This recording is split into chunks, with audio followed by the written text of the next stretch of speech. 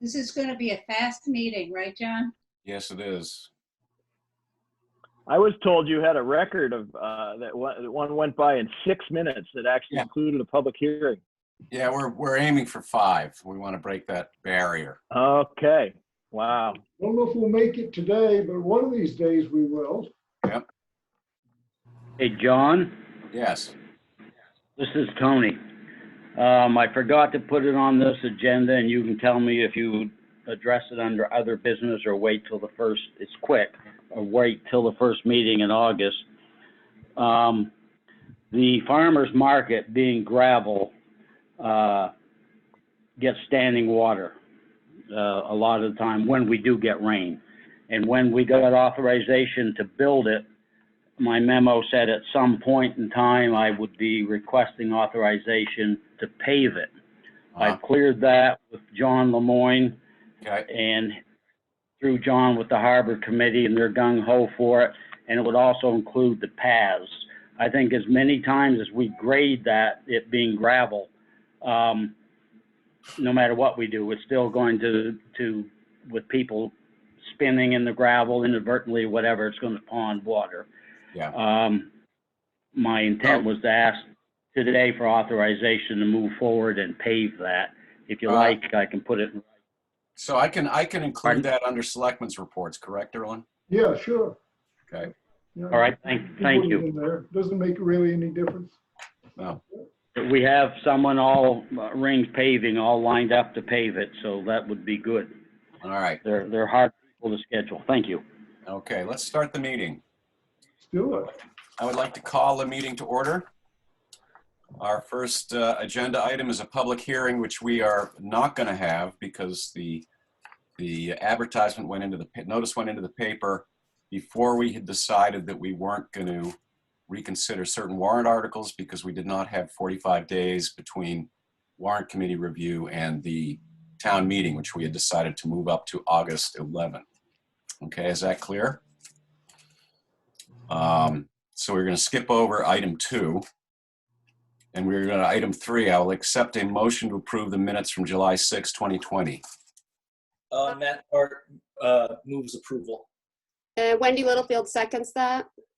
Great. Matt, how do you vote? Matt Hart votes aye. Wendy, how do you vote? Wendy Littlefield votes aye. Martha, how do you vote? Martha Dudman votes aye. Jeff, how do you vote? Jeff Wood ought to abstain since I wasn't at that meeting. Okay. And John McCauley votes aye. Thank you. Appointments, recognitions, and resignations. None presented. Consent agenda. Election results from candidate election 7/14/2020 and Hancock County Commissioners meeting minutes of June 16, 2020. Move approval, consent agenda. Oh, go ahead, Wendy. This is Wendy. I would second that. Great. Any further discussion? Could I just add congratulations to those who agreed to serve our community and fill up office. Okay. Congratulations / I'm sorry. Thank you. Yeah, I know that. And John, what about school trustee? If Gail Marshall is declining, I know last year we kind of nominated Tony and he agreed. Do we need to do something like that again? Yeah, you'll have to appoint somebody to fill that vacancy. Yeah. Same deal. Okay. Yeah, so we're going to have to cast about a little bit. Okay. Any further discussion? Okay, hearing none. Matt, how do you vote? Matt Hart votes aye. Wendy, how do you vote? Wendy Littlefield votes aye. Martha, how do you vote? Martha Dudman votes aye. Jeff, how do you vote? Jeff Wood votes aye. And John McCauley votes aye. Thank you. We'll have a discussion at some point, Jeff, about procedure. Okay. It'll all be very clear. It'll become very clear. No worries. Okay. Selectmen's reports. Okay. So I have 2 things. One is a generous patron has offered to buy flags for Main Street in Northeast Harbor. She wishes to remain anonymous, and she would like to have these flags up if possible, year round. And that's out of that's not in my bailiwick to figure out how that would work. But I wanted to put it out there for everyone to consider. And with that being said, I would open it up for discussion. This is Matt. She's probably 8 or 9 years ago when I was involved with the Chamber of Commerce. At that point in time, the Coal Land Transportation Museum was sort of doing kind of like a matching grant. Like if your community bought 50 flags, they would match it. As long as you agreed to fly them. I think it was between Memorial Day and I guess what is now like Indigenous Peoples Day weekend. And we were all gung-ho at the Chamber to do that.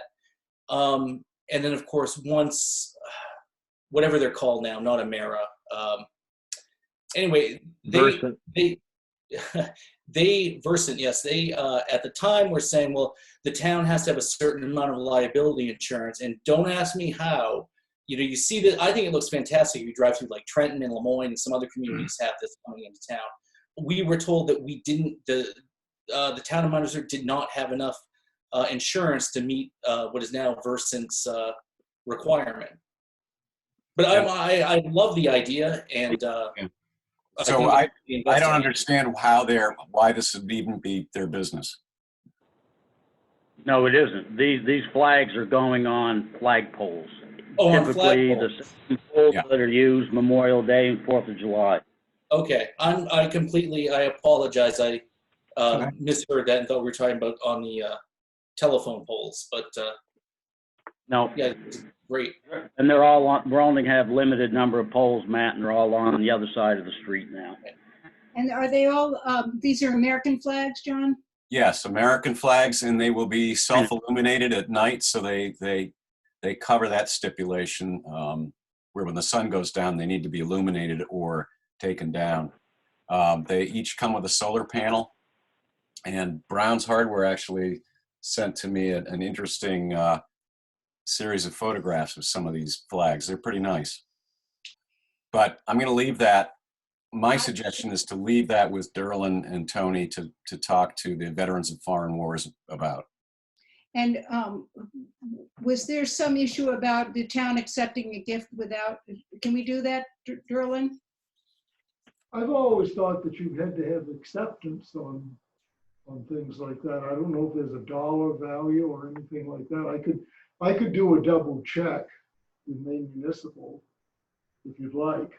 Yeah, make sure that last year, I mean, every year we pass an article that allows us to accept gifts, and Well, is that a general gift thing or not? I'll have to look at that, John. But one of the things that you want to make sure is I've talked to Robert Moore, and I think the most important part is what Tony, I think it was Tony had mentioned, or you had mentioned, is getting those little solar illuminations. Yeah. Because otherwise, somebody would have to take those down and put those up every day, and that would be quite an undertaking. And you know, what I think is one of those things that you do maybe between Memorial Day afterwards, after that, and Columbus Day or whatever, Indigenous Peoples Day, whatever it's being called these days. I think the idea of having them up in the winter, that's not really too good. You'd be plowing. No. yeah, that's not going to work. Vicious storms that would come through and just blow them all over the place. So, but you know, make it during the tourist season or the visitor season would be kind of. How tall are these flags? Like the Legion. Just like the ones that are out there on Memorial Day usually. Okay, well, my one concern would be just, you know, we've got these nice new sidewalks. And I do know even now walking down the sidewalk, there are some Main Street businesses, if they have like an open flag, for example, hanging out off the building, all of a sudden that's flapping in your face as you're trying to walk by. Yeah. And so I think we need to figure out a way to avoid that, not just, you know, injuring someone, but making the most of the new sidewalks and making sure the flags aren't damaged in the process. I move that we That's accept the gift, a generous gift to the town with enthusiasm and thanks, provided that Derlin checks it out and it's fine for us to accept it. Here. And Martha, if I could, would you folks tell us today when you want those flags up and then when you want them removed, the start and the end of the season? I don't think we need to do that today, do we? Really? I can't Well, think of that right now. Okay, no, okay. At some point, though, we'll need to know. All right, yep. Thank you. Okay, This do I have is a when second? I would second Martha's Good. motion. Okay. Any more discussion? Okay, Martha, how do you vote? Martha Dudman votes aye. Wendy, how do you vote? Wendy Littlefield votes aye. Matt, how do you vote? Matt Hart votes aye. And Jeff, how do you vote? Jeff Wood votes aye. And John McCauley votes aye. Thank you. Second selectman's report is about the farmer's market. It looks like it may be time to pave that. Tony, you want to give us a quick rundown? Yes, the market and the food vendor sites, pond, water, we can't keep ahead of the weeds in the paths that cross the village green. So I posed the idea to Harbor Master Lemoyne about paving down in that area. He said the Harbor Committee's all in favor of it. And if you recall, when I requested authorization to build those, I did indicate that at some point, as you indicated, it will be time to pave things, and the time is now. We have a fair price from Rings Paving and would like to proceed with that. I'm sorry, this week or next week.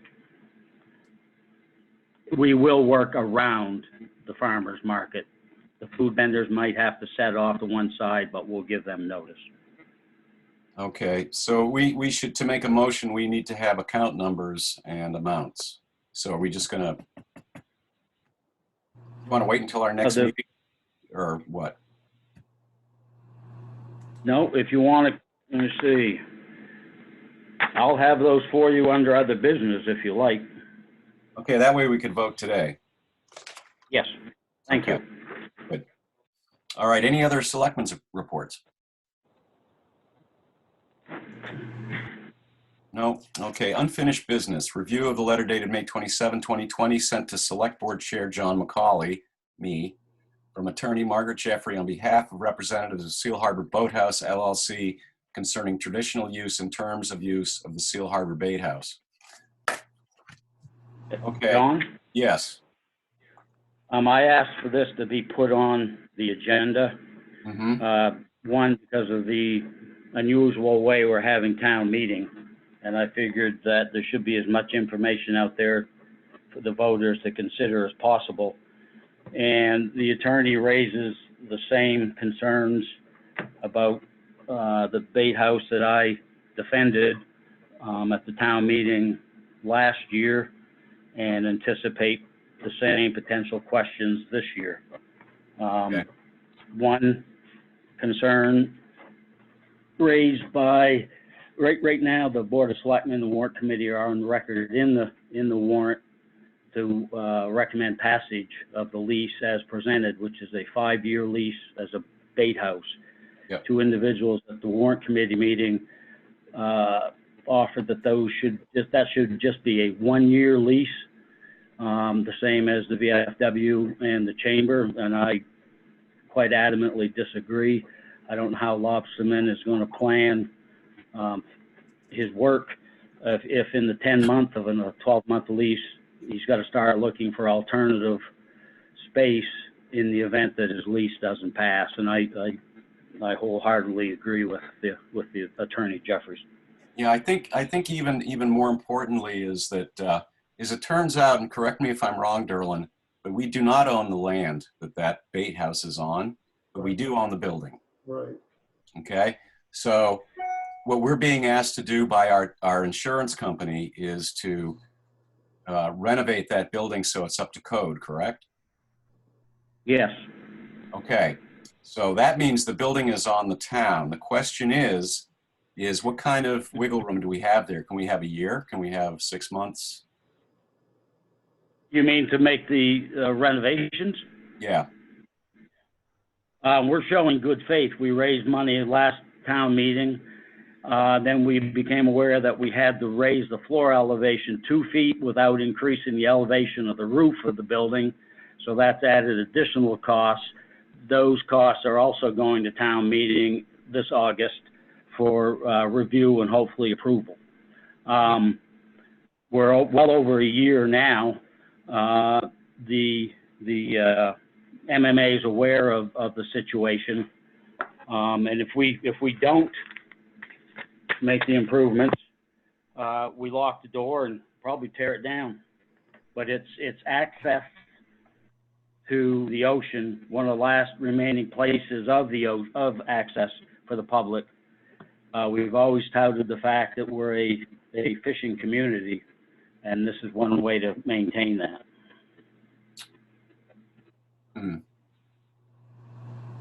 No, I agree with you, Tony. Thank you. I'm just uncomfortable with the state of affairs where we don't own the land, but we're on the hook for the upkeep of this building, and we're being sort of dictated to here, and that never sits well with me. No, I disagree as far as being dictated to. The Seal Harbor Comfort Station was built and donated to the town by the same people that did the bait house. And the reason that was done is the benefactor and a friend get tired of walking through the bushes and having to dodge around piles of toilet paper. That's gift number one. The bait house, the lobstermen had been able to use the Rockefeller boathouse, the out in the front of it. They decided, the Rockefellers did, that they'd like to use that for themselves. So instead of telling lobstermen just to go away, they had this building built or given to the town. I can't remember which it was, whether it was a standing building or they had it built for the use of up to, in the co-op, 12 lobstermen. And yes, right now there's presently just one, but I think the fanfare running up to this August town meeting may get some more people interested in using that building. Criteria to use the building are basically you need to be a resident of the town of Mount Desert. Okay. Anybody else have anything to say? Oh, go ahead, Tony. I didn't mean to cut you off. I was going to say, John, and the reason I think the letters not dictating, is pointing out their perspective on things. Yep. And my concern, we have a potential road project we're looking at in the next 2 or 3 years. And the only way that would come to fruition is with private money being chipped in. And I've already been told that there are interested parties along the line. And I'm not saying we'd be held hostage by donations by any stretch of the imagination. Because we'll have a dog in the fight too, i.e. paying for some of this, as with the DOT. But if we accept gifts and then change the terms by which we use whatever it is we're given, I think some of those gifts may dry up. And one thing we're seeing are demographics changing from the old guard to the new guard. And you can interpret that in a number of ways. Yeah. But I just don't want to snub our benefactors. Okay, anybody else have anything to say? I'd like to speak up on it, John. It's Phil Lichtenstein from someone that's at that boathouse daily for the last 22 years. I just think it would be really smart and behoove the town to not lose the access to the ocean, regardless how many fishermen there are using it. It's a lot of work to maintain it, but again, the access is really worth hanging on to at this present time. And John, the current condition of the building is as much my fault as anyone's. Yep. When I first started, I saw this line, bait house reserve account, $500. And I took that at face value and put in $500 a year without digging into just what it means. Yeah. The fishermen using it now raised, I believe it was $4,000 or $5,000 to have the roof redone. And the railings.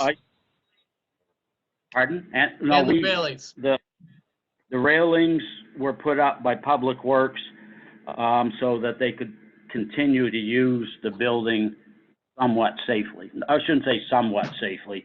safer than it was. But if, I'm done, John, thanks. Okay. And I'm done too. Okay. Anybody else? Okay. So we don't need any motion on that. Excuse me, John, oh, Yes. I'm sorry. Go ahead. No, go ahead. I was going to move Oh, on. I to- had something I meant to bring up in the selectmen's reports. I don't know if this is the time to do it, or should I do it at the end? Wait till other business, maybe. Okay, thanks. Okay, item B, consideration of retaining Hedifine Engineering and Design Inc. to provide professional technical services for the development of a third concept plan and associated costs related to the potential construction of a new Northeast Harbor Fire and Ambulance building due to an anticipated future need of transitioning current fire department full-time staffing from 10/7 to 24/7, and authorize the fire chief to use up to $27,000 from Fire Station Building Reserve, account 4040-300-24470, with a current unencumbered balance of $49,124.35 to pay for these services.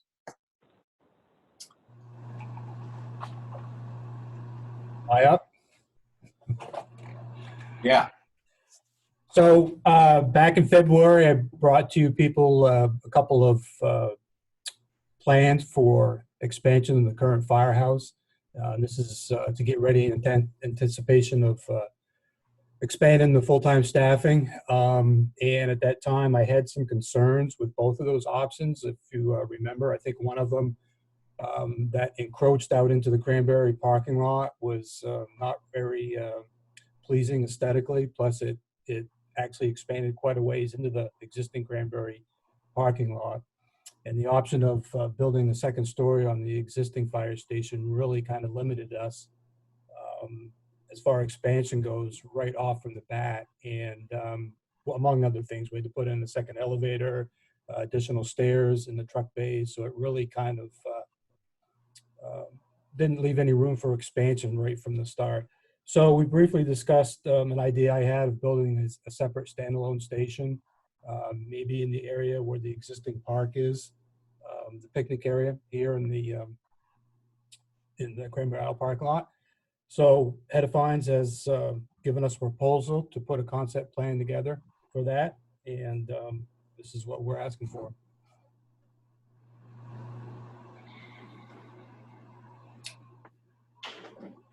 Well, Mike, I've got to say, I'm really not in favor of building a new building at this time. I think, you know, when we met with the League of Towns last fall, we talked about, and all of the towns were in favor of moving toward an island-wide fire department, safety department, and I think that that should be our goal. I hate to do things in a piecemeal approach, a little here, a little there. I'd like to have an overall plan before me before I start considering individual parts. I also think that right now we're living in very uncertain times, as you know, and we don't know where the economy is going. We don't know what kind of federal funds are going to be available to towns in Maine or even state funds. And I don't think this is the time to undertake or even contemplate a big new project. That's my opinion. This is Matt. Yeah. I think my opinion is a little different than Martha's. I was going to make the comment, I think what we're going to hear from people is like, you know, once if they were to see something about this, they would say, well, wait a second, we're going to a full-time 24/7 fire department. And I think it's important to point out, no, that's not what this means. We can see the writing on the wall, and whether it's some sort of island-wide, town-wide, hybrid, I don't know what it's going to look like. But this is sort of one of those check boxes that you have to check off as you're sort of on your way moving towards this thing. And this isn't saying that we're going to have a full-time, fully staffed, expanded fire department, you know, next year or even a few years from now. We'll see how things go. But I think, I just think this is sort of the direction we're going, and it's sort of like we either do it now or we do it later, and we're probably better off getting this box checked off now rather than later. And if the plans have to, you know, we could find out it's just simply cost prohibitive at this time, but we won't know that until this is sort of put together. And if these plans have to sit on a shelf for a handful of years. We still have them. They belong to us. We can use them how we see fit at that. Okay, I just want to get my 2 cents in here. You know, for a couple of years, you know, we've kind of been asking for a strategic plan in terms of what we're doing with our public safety. Okay, there are a lot of moving pieces to this, and this is one of them. And it's hard to imagine without a vision for where we're going. It's hard to imagine what real benefit there would be to putting these kinds of things in place first. We're just putting the cart before the horse here. That's kind of the way I feel about it. I mean, I agree we do need a facility of some sort. We need an upgrade of some sort. We need a way to be able to have people be 24/7. But without really knowing what this is going to look like 10 or 15 years down the line, I think it would be premature to sink a bunch of money into something like this right now. Well, see, I view it as, I thought we tasked Mike with kind of coming up with a vision, and he did, essentially saying, look, like it or not, we're creeping towards this sort of fully professional staff rather than handling and that's true. That's a vision for Mount Desert.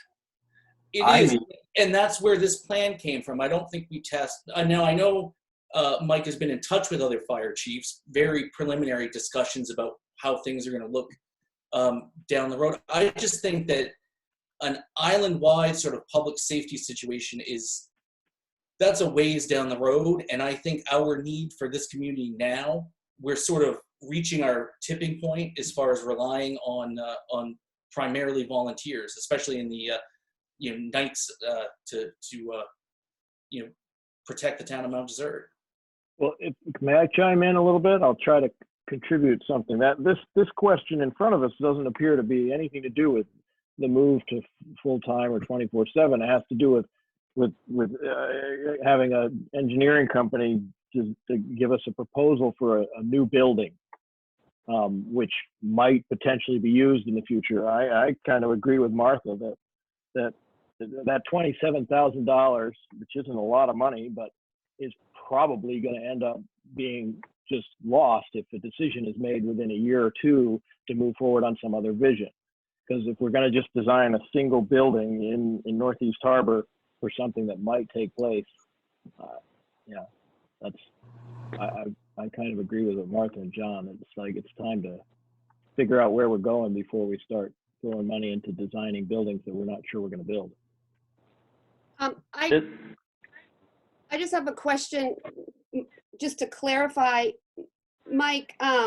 We already have a couple of concept plans that they did for us, and this is really the continuation, which is what I think, like Matt said, he had tasked you to do, to give us all the information that we would need to see if it's where we want to go, if we want to go, and things like that. Isn't that correct? It's kind of finishing the goal of what we gave you to do.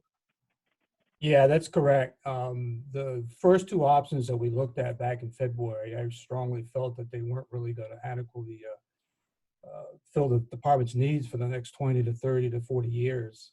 That's why I kind of put the brakes on it and was looking at maybe developing a building that would last the town, far into the future. So that's what this concept plan will bring us. Yeah. And Mike, if I may, this is Tony. I've worked with Mike on this, and this is not the design of a building. This is just a concept plan that a price would be applied to, with a concept price for future design and engineering that will show locker room. It'll show X numbers of bunk rooms, meeting room, conference room, the number of truck bays for both fire and ambulance. And when we left it last year, this third option that we're discussing now came about pretty much at the 11th hour, and we had agreed we would look at it now as far as having it done. Again, this is just like the first two. This is just a planning tool. It's It's not the design of a building. It's what you'll see is just like the last time, a plan view showing the various rooms and truck bays, and you'll see a perspective, and it's called an elevation, from one side looking at the building. Thank you, Tony. I understand that, but I have several, as I mentioned before, I have some reservations about sinking any money into a plan right now for a building that, in the first place, I don't support the placement of the building, and and I think that this is not. I'd like this to be part of a grand scheme for how we're going to move forward, not just bolster our own department. I'm sorry, I can't support it. I just, a follow-up question is, Mike, would you think that this could eventually add to the island-wide, if we have these three sort of concepts? I mean, we're part of the island. Could we utilize one or more of these as you plan for 20 years down the road? Or do you really see this as being for our town at this point, and then the idea of moving to a more island-wide things later? Well, obviously, if you're talking about a regional or island-wide department, it's logistically, it's hard to say where your station is going to be, but I can't see the village of Northeast Harbor, at least this side of Mount Desert, going without a fire station, even if you're looking at an island-wide regional fire department. You're going to have fire stations in the villages, most likely Northeast Harbor and Solonsville, anyway, to begin with. You know, you don't want to rely on a truck coming out of Bar Harbor or Southwest Harbor and waiting 20, 25 minutes to get to your house. So island-wide or not, you're going to have trucks in this village, or at least on this side of the island. You're going to have people here too. And Mr. Chairman, if I could just address the other issues too that were brought up. Yep. You know, I'm certainly not, I'm in favor of an island-wide department. I think we've initiated the talks on this. I know it's been talked to at the League of Towns level, but also the town managers and the fire chiefs have gotten together for a few meetings in the past year and talked about this. But right now, and Darlene, you were at these meetings too, and you can chime in if you want to, but I would say at this point, there's not a really huge appetite of getting all 4 fire departments and EMS agencies together on an island-wide basis. I'm not going to say that's not going to happen. I think it's going to have to happen at some point. But even when that happens, or we start to move down towards that road, it's going to take probably 10 years to pull that together. And I can tell you people right now, you don't have 10 years of relying on a combination or a volunteer fire department. We're losing people every year. We're not getting them back in. A majority of the people we have now are getting burned out and they're aging out. And, you know, probably within 1, 2, 3 years, you're going to start seeing calls not being responded to at night. Daytime, we're covered. We have people here. We pay people here to respond to calls. At nighttime, it's starting to get a little bit nerving about missing calls and people just not wanting to go to respond to calls at night. So, you know, the only thing I can do is just inform you and make my recommendations. If you don't want to move on this, that's fine. But, you know, that's my job is here to recommend these things and to make sure that you have a viable fire department and you have the staffing here that's going to respond, you know, within your town. I want to say that Mike wrote a hell of a good report to you all. And if you'd reread it before some of this, you'd have a better vision of it. And he didn't isolate himself or try to bolster his department.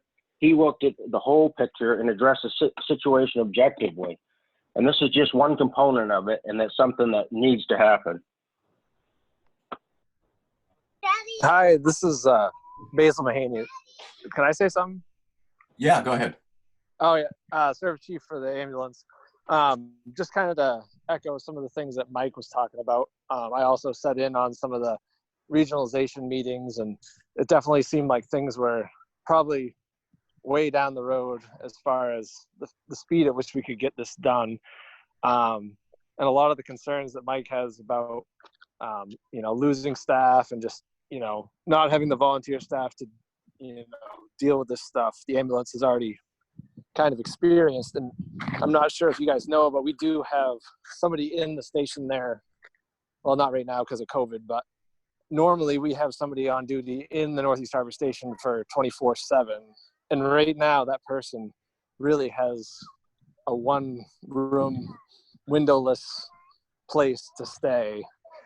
So, I mean, from the ambulance perspective, it would be really good if, if there was a plan to address this, somewhat soon, because I don't know where we're going to end up as far as, staffing and things like that in the future, but we're also struggling with our volunteer staff. So just kind of to add on what Mike's saying, he's not the only one in the same, volunteerism shortage that we're just kind of in the same boat. So just wanted to add in.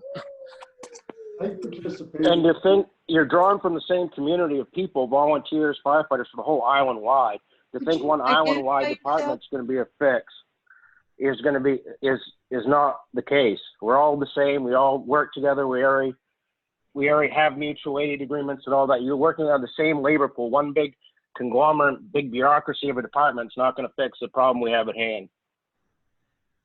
I participated in the meetings with the chiefs and the ambulance folks. They were very instructive. I think I can sort of back up what Mike said to some degree, that the idea of we're going to have to go to 24/7 coverage prior to any consolidation of fire departments, because that is a political process that is going to take some while. I don't know if it's going to take 10 years, but it's not going to take 2 either. It's going to take more than that.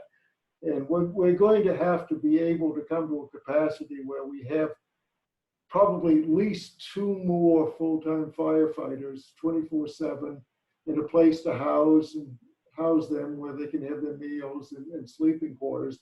And that will come long before any regional fire department. So again, I back up Mike. I've done some work along the building. I worked very closely with Curtis Blake on various iterations. It took quite a process just to even build this wing we're in here now. But we're going to have to, I think, somehow house people prior to any consolidation of departments. And I don't like either of those 2 concept plans of building out towards Cranberry or building up. I think structurally the building may not be sound enough to take, especially a second story up there. And I sure as heck don't want to go down that road as well, because I think that's bad money. So you guys are going to have to figure, if you don't like the location that he's picked out down by the picnic tables, I still think you're going to have to figure a way within the next 2 to 3 years of being able to house people 24/7 and add at least 2 more full people. And then in the meantime, the whole plans about consolidation, that will grind its way along. But that's the end of the line, and we've got a few whistle stops and train stations to hit before we get there. So that's kind of my 2 cents worth. John, may I speak? Yeah, go ahead, Tony. If the funds are approved for concept design, that building, once the concept is on paper, can be put pretty much anywhere. It wouldn't be restricted to the little island, the wooded island at the bottom of C Street. It would just mean the site work would change. Okay, that's what was going to be my next question. That helps a lot, Tony. Thank you, because the location, I'm really opposed to that. So that helps me to know that we're not fixing ourselves in a certain spot. Yep, I recall you saying that last year, Martha. Thank you. Okay. Do we have any further discussion on this? This is just Matt one more time. I just want to kind of reiterate the fact that, I feel like Mike came back to us with this because we asked him to go get that. And if we're, he brought us back this information that he's gathered since February. And I think the time to put the kibosh on this would have been in February, not now. And I'm certainly highly in favor of at least moving forward with this so we can at least get more information. The first part of what's certainly going to be a larger decision for the residents of our town to make. But we have to get this information at some point. Wendy, go I ahead. just am wondering who other than Basil and Tony spoke? Martha, I think you asked too. Could whoever spoke on behalf of the fire department identify themselves? Yes, Chris Moore, sorry, I have trouble with this. Chris. Comes- Okay, I perfect. kept trying to say my name and it Yep. comes in and out. It's real broken, so. Okay. Yeah. But I think I agree with Matt. I feel like we need the concept of this idea before we can even begin. If we didn't love the first two or there's questions about the first two, I think it just gives us that much more information to be able to move forward. And Mike, like Matt said, I think Mike has done what we've asked him to do, and I am in favor of another option just to give us the ideas of what we need. So I'd like to move that we retain head of fine engineering and design to provide those services as stated, and for the chief to use up to $27,000 from that building reserve fund for the concept only of that third option. This is Matt. I will second that. All right, any further discussion? Okay, Wendy, how do you vote? Wendy Littlefield votes aye. Matt, how do you vote? Matt Hart votes aye. Martha, how do you vote? Martha Dedman, I'm just not sure how I vote. Mm-hmm. It's been pretty persuasive, but I really, as long as the building doesn't have to be there, I'll vote aye. Okay, Jeff. Jeff Wood votes aye. Okay, John McCauley votes aye. Now that we know it can be a floating building. Right. Okay. Thank you. Oh, Thank you. Yep. So, new business. Authorize the purchase of a new 2020 Ford F-350 pickup truck from Darlings Bangor Ford in the amount of $47,409, and authorize the fire chief to use funds from the fire department equipment reserve account number 4040300-24471 with a current unencumbered balance of approximately $595,580.11 to pay for the vehicle. Do I have a motion? I had a question, Yep. if I could. I read the only one of the, you've sent out whatever requests for bids from 3 different companies and only received one back. Is that typical? Or maybe that's a question I should ask Sterling privately, but is that typical that you only got one, we only have one offer to consider? Sometimes. Yeah, it is. I mean, that happens sometimes. I think in this case, it was the time of year, because apparently we were specifying a 1-ton pickup truck in red without a diesel engine. We wanted a gas engine, and I think that limited the inventory that was out there, apparently. Okay, Okay. thank you.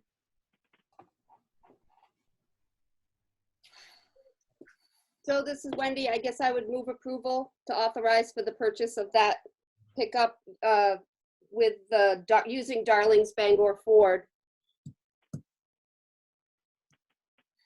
Second, this is Martha. Okay. Any other discussion? No, hearing none. Wendy, how do you vote? Wendy Littlefield votes aye. Martha, how do you vote? Martha Dedman votes aye.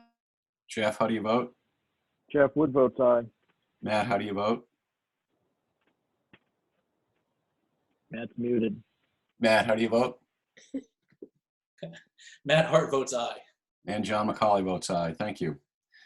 Request approval to spend $5,465 to install a camera system at the Bartlett Landing facility to be paid for from CIP line Bartlett Harbor Dock CIP Reserve number 6410300-24670, which has a balance of $22,619.33. Martha Dedman moves approval. Matt Jeff Hart will Wood second second. that. Oh, I just have a question now that we Okay, have a first. can we get a second? Have we got a second? yeah, I think Jeff seconded it. Jeff seconded it? Okay, go I ahead, Wendy. did. is this a new one or are we replacing something that's already there? This is a new system for a facility that has nothing. Okay.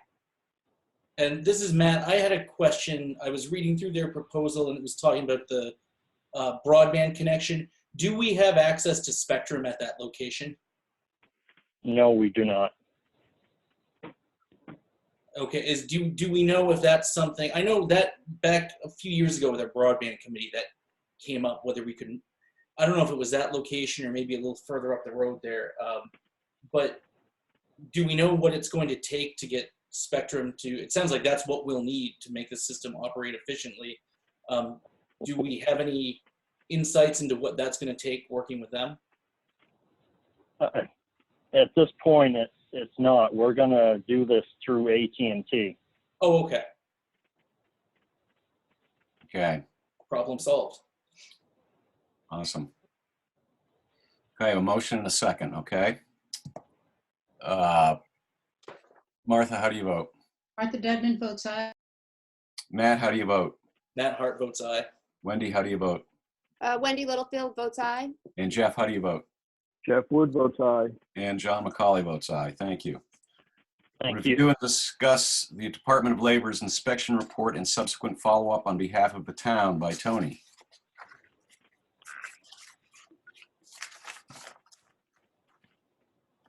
Okay, Tony? Sorry. A lot of people don't want me to unmute. But anyways, that was a joke, I hope. About 3 weeks ago, I had a fairly nasty phone message on my answering machine from the Department of Labor, called the fellow back, and as explained to me, we had a very surprise but routine inspection done of the highway garage in February. They came up, meaning the inspector, came up with 4 violations, one of which carried a financial penalty of $700.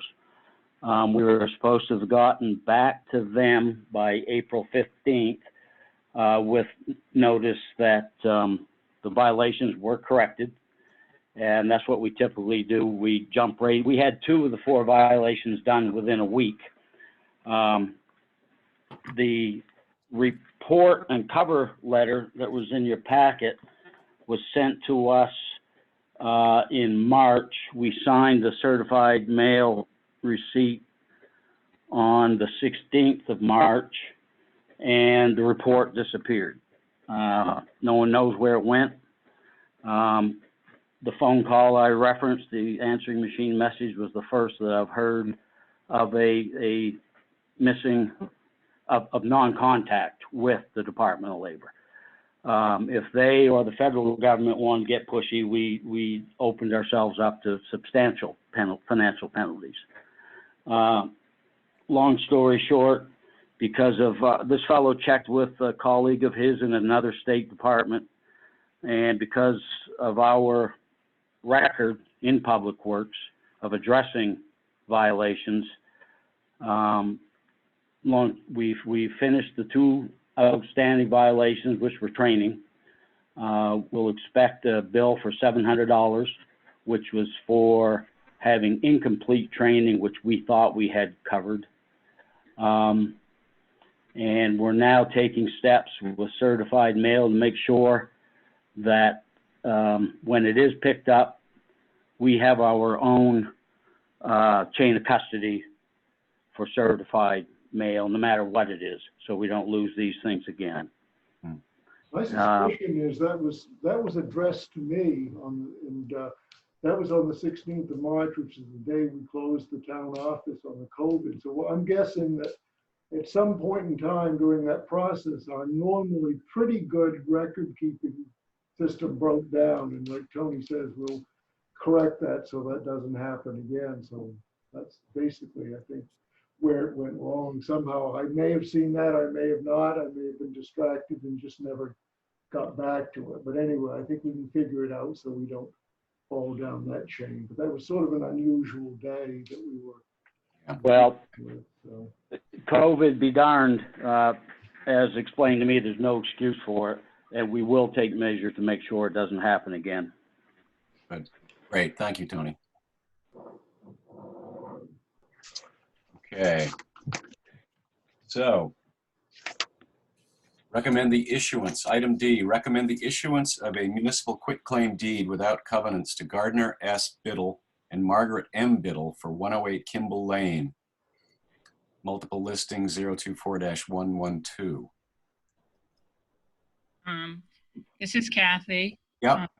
The representative of the title company that's working on a sale of that property came across 2 undischarged liens from back in 2004 and 5. She also thought there was one in 1981, but I found the discharge for that. I think it's an oversight on our part with there were changes in treasurers and software back then, and I could find the original liens. Because of the software changes, I can't find actual payment, but I'm pretty confident where the process has gone through every year having a lien on that property that prior treasurers would not have let that continue if indeed it had perfected to us owning it. The only way we can't issue discharges for these. The only way to release the town's ownership in that property is to do a municipal quitclaim deed. And they're trying to close this right off. So if people choose to issue these deeds, this deed, you need to come in personally to the town office and sign off this deed so I can take it to the registry this week.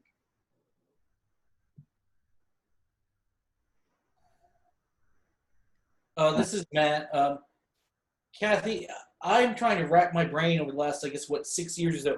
I've never, is this the first time, your recollection, anything like this has happened?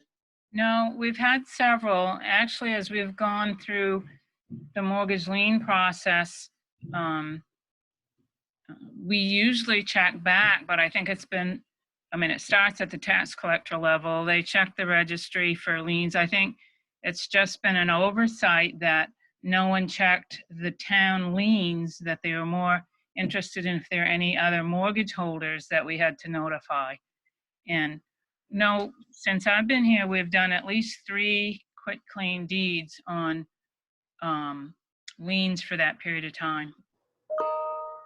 Okay, and these were examples of not being able to find the records for having been paid off? Correct. Well, I could if I wanted to go out into the archives and go through every page of cash receipts from Northern Data System or Trio. But I'm saying, I don't think that that it would have gone this long if they hadn't really paid it. And they've paid ever since. I mean, they owe the 2020 taxes, but beyond that, they're paid up. So. This is Martha Dudman. I move that we issue the municipal quitclaim deed without covenants. This is Wendy Littlefield. I would second that motion. Any further discussion? Great. Martha, how do you vote? Martha Dudman votes aye. Wendy, how do you vote? Wendy Littlefield votes aye. Jeff, how do you vote? Jeff Wood votes aye. Matt, how do you vote? Matt Hart votes aye. And John McCauley votes aye. Thank you. Thank you, Kathy. You come in tomorrow, the next day, each of you, and sign the deed. Okay. Yep. Public space special, how many, do you need all of us, or will 3 out of 5 do? 3 out of 5 will do. Okay. Public space, item E, public space special event application, Backroads Tours, July 25th, August 3rd, 10, 15, 17, 31, September 5, 7, 21, and 28, 2020, Northeast Harbor Village Green. I checked with Jim Willis, and the police had worked with this particular group. So from a police perspective, there's no issue there. So it's a bicycle tour outfit. So he just wanted to let you know that from his perspective, it's not a problem. Whether you want to do it or not, that's a different issue. But the police have worked out a system so that it would not be intrusive. So. Well, Derlin, do you know, what are they planning to do? That's a lot of dates, and it's for a private company. I wonder how it benefits the community besides bringing people. Depends on whether they spend any money, I suppose, while they're in the communities. But what do they do? Do they just do park their tours bikes there? around. Yeah, they come and they set up there and they leave their vehicle to ride the bikes and they come back and pack them up and off they go. There's a couple of others that do that as well. Don't they like go to they use the picnic tables and eat and set up a little? Yeah, I think so. I've seen groups down there doing that, Wendy. So I think you're right. And I assume John Lemoyne, like the harbor master and harbor committee, all are in favor of having that happen down there. I can speak on their behalf. This is Chris Moore. We brought our concerns as a whole group with this outfit to Darwin's attention and had sent a memo to you guys regarding them. And this is where the process comes, if you want some more insight into it. Right. This is Matt, and I'm pretty sure it was, I know there are a couple larger national tour companies. At least one of them in the past several summers you'll see them down there. I think they typically will leave one of their vans there. It looks like they gather there to start out their little trek, or maybe stop there to have a picnic or that sort of thing. I think it's probably a valid discussion at some point to have about public space being used for private enterprise. But given the nature of this summer, anything that's going to bring people to the community, I'm all for. Yeah, I agree with that. Chris, did you have concerns about it? Is he gone? Did he leave? He's not here. Okay. This is John Lemoyne. John, our biggest concern with this was not them using the green space. It's the way that they would come in and park their van with a 20-foot trailer behind it and take up 5 or 6 parking spots. That was our biggest concern with this group. It's not them using the green.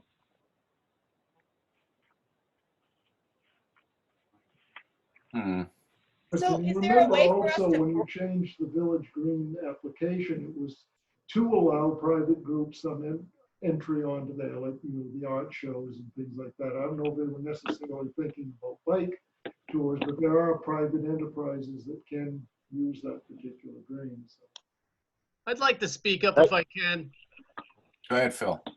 My familiarity with this particular groups is they're not, I think, the best communicators to public space. They have a bad habit of, like, when they come in up at the gatehouse and come into the national park facilities, they tend to take up a lot of spaces. They're not conscientious of the situation around them. So I got to speak up. I'd be open to having them come, but I think we need to lay out the ground rules from the harbor master and from Jim Willis, exactly what they can do. I'm open to having them come into town, come and do this. They do stay at the Astaku. They charge a lot of money for what they do, but they are not conscientious parkers of their equipment, and they have a bad habit of maybe just a little extra ownership of space they don't own. My understanding is that's precisely the conversation Jim Willis had with them. Okay, good. Good. That is my understanding too, that this has all been ironed out between them and Jim Willis. Okay. All right, then I move approval. Thank you. Yeah, this is Wendy. I second it as long as it, if they don't abide by what Jim recommends and what the, John Lemoyne works out, that we revisit that. Okay. This is Chris Moore. May I speak? I keep getting dropped or cut off from this group for some reason. Sure. Yep. So our problem was that they would go monopolize, I don't know if people mentioned this, the picnic tables. They would set up their own way ahead of time of their people showing up, their bikers. They were, where people would go to eat from the food trucks and whatnot. They'd put tablecloths down and then they would shoo people away. Wouldn't allow other people to use the picnic tables. They'd put their cloths on. And they also violate the parking ordinance by they pull their van and trailer and all that into multiple parking spaces. And when they couldn't find, so they take up 4 or 5 spaces And then they would also, if they couldn't find spaces close enough, they were going in the permitted parking area and parking. And it was just, I remember we mentioned multiple times and brought this up at the Harbor Committee meeting, just the way they used it, it kind of wasn't, real friendly towards others, or it wasn't using it as a shared community space. It kind of just coming in and taking over. Yeah. Okay. So I don't know if you heard, but Jim Willis has had a conversation with these guys, and they seem to have ironed things out, but we'll see how that goes. Yeah, I think we can view this as sort of a good, now that there's been a little bit of communication, sort of a test run for the next few weeks.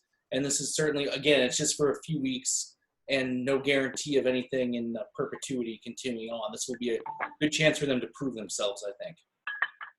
It is actually quite a few weeks. Yeah. There's 10 weeks in there.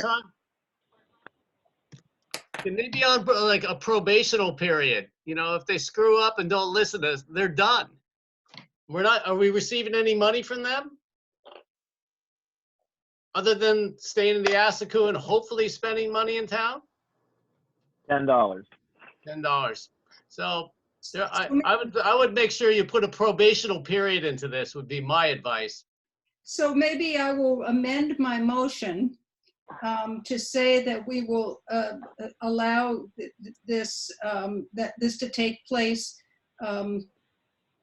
through August, or through the 15th of August, and then review it at that time? How's that? Yeah, I would second that.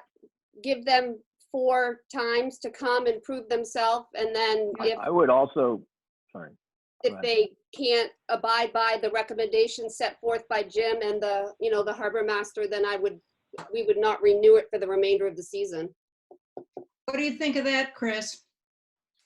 I think that's well thought out. I think that'd be wonderful. Thank you.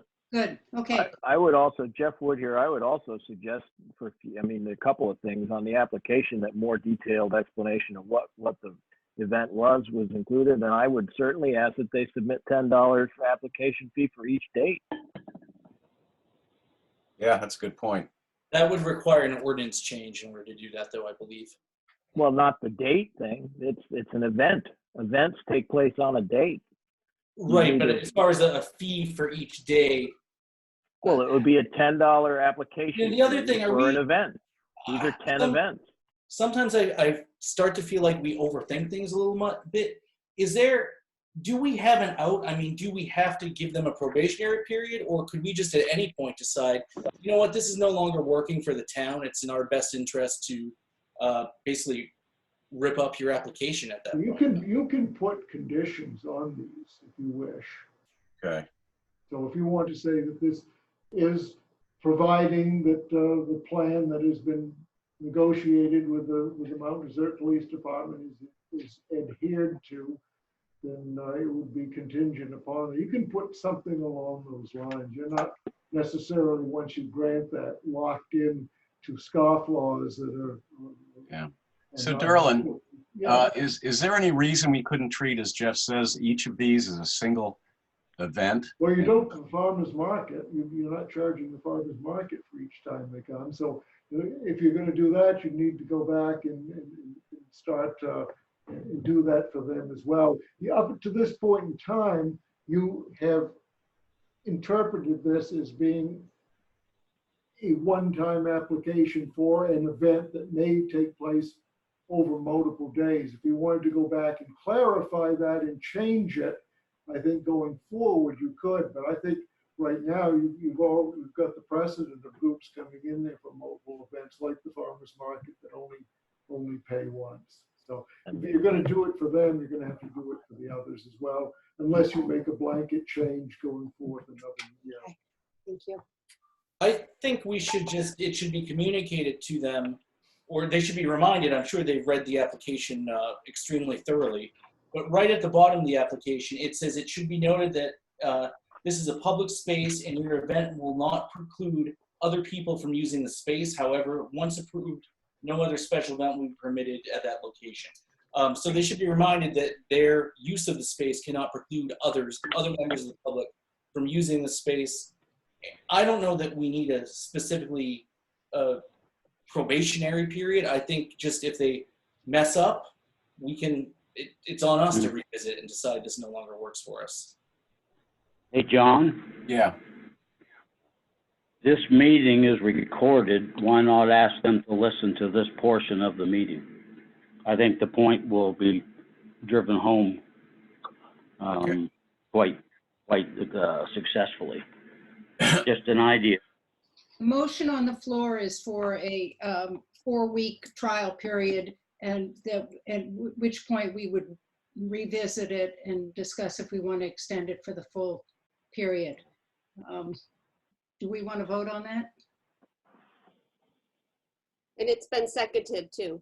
Okay. Any further discussion? Martha, how do you vote? Martha Dedman votes aye. Wendy, how do you vote? Wendy Littlefield votes aye. Matt, how do you vote? Matt Hart votes aye. Jeff, how do you vote? Jeff Wood votes aye. And John McCauley votes aye. Okay, thank you. Other business. Martha, you had something? Yeah, I actually have 2 things that I meant to bring up in selectmen's.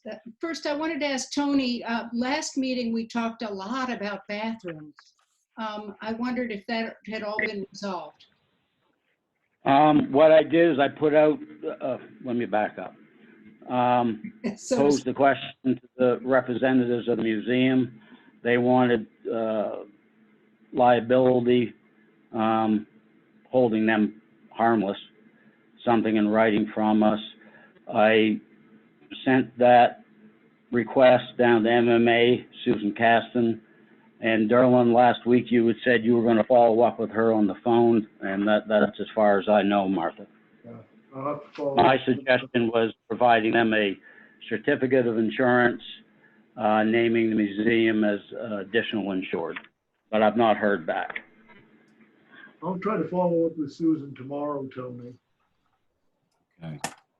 And the other thing was, well, 2 things actually about town meeting. One is that we discussed last time that there are several third parties that we normally grant money to that we may not want to this year because they're either not providing services or providing fewer services due to the pandemic. Could we get a list of those that might be amended at on the town floor, Derlin? Well, I can give you a list of the ones we've got and those that might have some sort of an issue. That would be really helpful. And my other question is, I was approached by someone who is unable to attend in person town meeting. Are we going to be providing audio or Zoom or anything to people who are, for one reason or another, can't get there? I don't know logistically how you do that.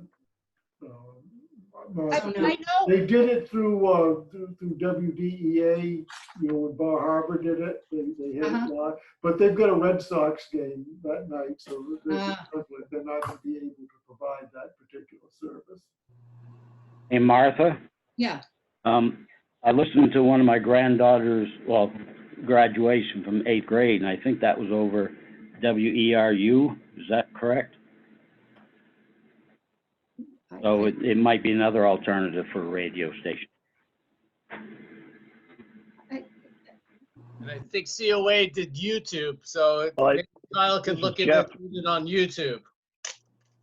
Maybe Kyle could look into that, Derlin? Yeah, that's what I was going to suggest. I think Kyle's on there. He could comment on it. Kyle, are you there? I don't think he's here.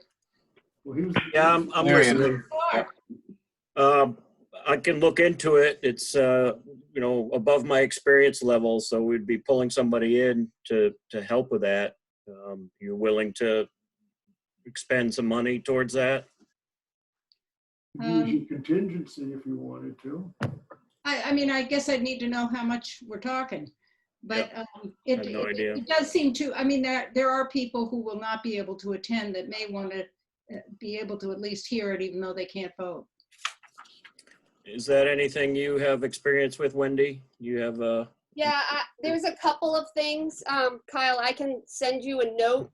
There's a couple people at school that do that. And then Steve Lambert works with Wallace Tent. And I know that they have lots of options. So if, Darlin, are we using Wallace Tent for Yes. that event? We are. So it may just be as easy as asking them. It may cost a little bit more to hire Steve to be present during the meeting. But also Jeff Zayman does a lot with that, and he may even be able to just do it on YouTube, like something like that. And I'd be happy to reach out to him tomorrow, and then I'll get back with you, Kyle. Okay. Awesome. Kyle, you might want to check with Zach Soares at College of the Atlantic. He was the one that did it for COA for the graduation. And as soon as the graduation was over, there was no, the posts all disappear. So it's only a live stream. Right. Well, like anything, there's probably 100 ways to get it accomplished. We just got to write one. Yeah. Thanks. No problem. All right. Wonderful. Any other business? Just could I piggyback on what Martha mentioned in regards to town meeting? Another thing we had discussed was finding ways to keep the proceedings moving as efficiently as possible.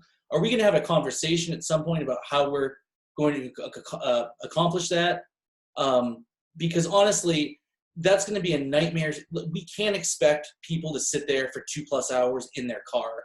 And we need to, I think, be proactive. Again, we want people to have the opportunity to ask questions when they have a question. But in order to make that time available without being there all night, we need to keep the rest of the meeting moving smoothly. I feel like we need to have a plan in place before we end up in front of everyone that evening. Yeah, that's probably a good idea. And we had paving, John, now. Farmers market paving. Oh, yes. I thought I had already brought that up, but I'll bring it up again. No, you did, but he was going to look up. You wanted. Oh, okay, yes, okay, awesome. So you have numbers? Yes, it'd be paid for from the fiscal year 21 appropriations budget, 155-0100-53-250 for the amount of $25,715. Martha, move approval. Matt will second that. Very good. As read. Thank you, Tony. Thanks, John. Anybody else have any discussion on that? Okay, Martha, how do you vote? Martha Dudman votes aye. Matt, how do you vote? Matt Hart votes aye. Jeff, how do you vote? Jeff Wood votes aye. And Wendy, how do you vote? Wendy Littlefield votes aye. Great. And John McCauley votes aye. Okay, now the exciting stuff, the warrant. Okay, warrants to be approved and signed. Town invoice AP 2102 in the amount of $950,974.11. This is Wendy. I move approval. Matt will second that. Great. Wendy, how do you vote? Wendy Littlefield votes aye. Matt, how do you vote? Matt Hart votes aye. Martha, how do you vote? Martha Dudman votes aye. Jeff, how do you vote? Jeff Wood votes aye. And John McCauley votes aye. Thank you.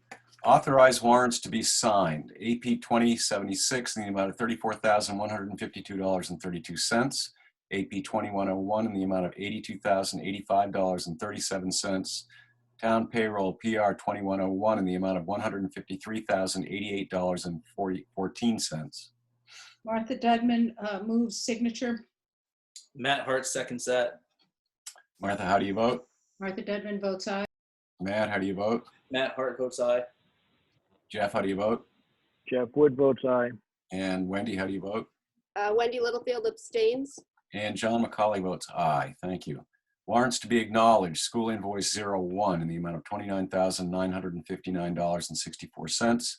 And school payroll 02 in the amount of $61,338.19. Matt Hart moves acknowledgement. Wendy Littlefield seconds. Great. Matt, how do you vote? Matt Hart votes aye. Wendy, how do you vote? Wendy Littlefield votes aye. Jeff, how do you vote? Jeff Wood votes aye. Martha, how do you vote? Martha Dudman votes aye. And John McCauley votes aye. Thank you. Are we actually meeting in person next time? Is that the plan? No, not unless you want to. I think Claire just did not get the wording on that particular. Okay. All right. Also, are guys you aware want that in person you can. the town website still has all the wrong times and locations. I mean, some of them on the same page as the listing for this Zoom meeting. Just Yeah. FYI. Yeah, we've been struggling with that. Well, I move we adjourn, but sorry, Jeff, it wasn't quite what we promised you, the 5-minute meeting. Did we? Wendy, I second that. Okay. Awesome. Martha, how do you vote? Martha Dedman votes aye. Wendy, how do you vote? Wendy Littlefield votes aye. Jeff, how do you vote?